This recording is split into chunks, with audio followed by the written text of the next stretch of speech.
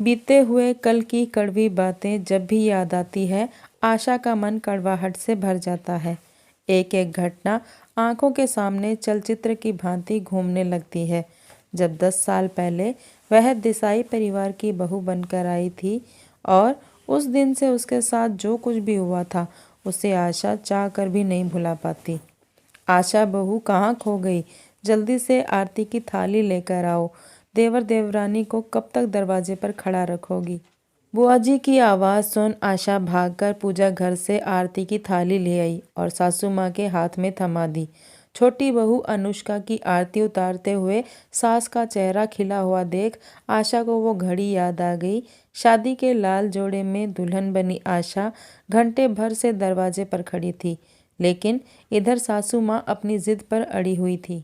जब तक बहू के मायके से सोफा सेट और पलंग दरवाजे पर नहीं उतारा जाता, तब तक बहू इसी तरह दरवाजे पर खड़ी रहेगी। उसका गृह प्रवेश नहीं होगा। कैसी बेतुकी बातें कर रही हो भाग्यवान। हमारे पास किसी चीज़ की कमी है जो बहू को पलंग और सोफे के लिए दरवाजे पर रोक कर रखा है? मैं कुछ नहीं जानती, जो रिवाज है तो है।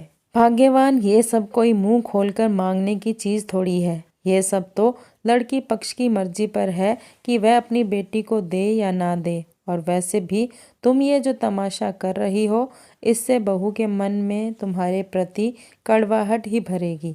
इसलिए जल्दी से आरती की थाली लेकर बाहर जाओ और बहू को सप्रेम घर के अंदर लेकर आओ। यह मेरा आदेश है। स्वभाव से नरम देसाई जी उस दिन पत्नी पर बरस पड़े थे। मरती क्या न करती, सास को मजबूर होकर आशा को घर के अंदर लेकर आना पड़ा। सोफे और पलंग की बात को लेकर आशा को अक्सर ताने सुनने पड़ते। सास कभी भी सीधे मुंह बात नहीं करती। पति भी अपनी माँ का पक्ष लेते हुए कहते कि खाली हाथ बेटी को विदा कर ससुर जी ने मुझे तो ठग लिया। नई नवेली आशा मन मौज कर रह जाती, पर कुछ कह नहीं पाती। धीरे धीरे आशा 2 बच्चों की माँ बन गई, पर अभी भी इधर उधर से सोफे और पलंग की बात को लेकर सुनने का सिलसिला जारी था। ससुराल में पलंग छोटा होने के कारण आशा और बच्चों को नीचे फर्श पर सोना पड़ता था। तब भी पति अपनी कमाई को दोष न देकर ससुर जी को ही दोषी ठहराते। दिन बीतते गए और देवर की शादी भी तय हो गई। आज देवर देवरानी का गृह प्रवेश है। सास बहुत खुश है क्योंकि छोटी बहू के मायके से ढेरों सामान आया है। फ्रिज से लेकर नक्काशीदार सोफा सेट, महाराजा पलंग के अलावा और भी कई कीमती सामान देख सभी की आंखें आश्चर्य से फटी जा रही हैं। लेकिन ये क्या, छोटी बहू के मायके से आए सारे कीमती सामान को छोटी बहू के कमरे में रखा जा रहा है और रखने वाले स्वयं आशा के देवर हैं। देवर के अनुसार जब सामान उसकी पत्नी के मायके का है तो इस्तेमाल भी वही करेगी ना। देवर देवरानी का कमरा काफ़ी बड़ा भी है। सारा सामान करीने से जचाने के बाद काफ़ी जगह बच भी गई थी। अब घर में नया सामान देख बच्चे तो मचल ही उठते हैं। आशा के दोनों बच्चे भी सोफे पर उछल कूद मचा रहे थे कि तभी चाचा ने उन्हें डांटते हुए कहा, बंदरों, अभी के अभी नीचे उतरो।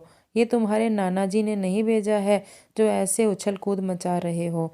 कमरे में आना है तो शांति से बैठो, वरना बाहर निकल जाओ। अगर सोफे पर कूदने का इतना ही मन हो रहा है तो अपने नाना से कहो कि भिजवा दे। चाचा की डांट सुन दोनों बच्चे मायूस हो रोनी सूरत बना अपनी माँ के पास जाकर बोले, देखो ना माँ, छोटी चाची के घर से कितना सुंदर सुंदर सामान आया है और एक चाचा है कि हम दोनों को देखने भी नहीं दे रहे। ये कहकर कमरे से बाहर निकाल दिया कि अगर इतना ही सोफे पर उछलने का मन है तो अपने नाना को बोलो भिजवा दे। बच्चों के साथ दुर्व्यवहार की बात से आशा का मन बहुत आहत हुआ, लेकिन चाहते हुए भी आशा ने देवर से कुछ नहीं कहा, बल्कि बच्चों को कमरे में जाने से मना कर दिया। धीरे धीरे ध्वनि अपने मायके के सामान का धौंस पूरे परिवार को दिखाने लगी। अक्सर जब भी ध्वनि की लड़ाई अपने पति से होती, तब ध्वनि यह कहते नहीं थकती कि आप लोगों की औकात ही नहीं थी मुझ जैसी लड़की से शादी करने की। मेरे पिता ने इतना दान दहेज दिया है, घर के साजो सामान से लेकर दरवाजे के बाहर लगी महंगी कार मेरे पिता के बदौलत आप लोग इस्तेमाल कर रहे हैं, वरना इतनी महंगी कार तो सपने में भी आप लोगों ने नहीं देखी होगी। छोटी बहू का व्यवहार देख घर में आशा की अहमियत बढ़ गई थी। सास से लेकर पति तक की अक्ल ठिकाने आ गई थी। जितने ताने उन दोनों ने आशा को सुनाए थे, उससे ज़्यादा ध्वनि ने सुना उन दोनों को शर्मिंदा होने पर मजबूर कर दिया था। भला इतना दान दहेज लेकर आने वाली बहू घर का काम काज कैसे करती। इसलिए लड़ झगड़ कर ध्वनि अपने पति के साथ अलग घर में रहने चली गई और साथ में दहेज में मिला सारा सामान अपने साथ ले गई। सास से जैसे मतलब भर का रिश्ता रखा, घर छोड़ने के बाद कभी हाल चाल तक नहीं पूछा। आशा की सास को अपने किए पर बहुत पछतावा हो रहा था।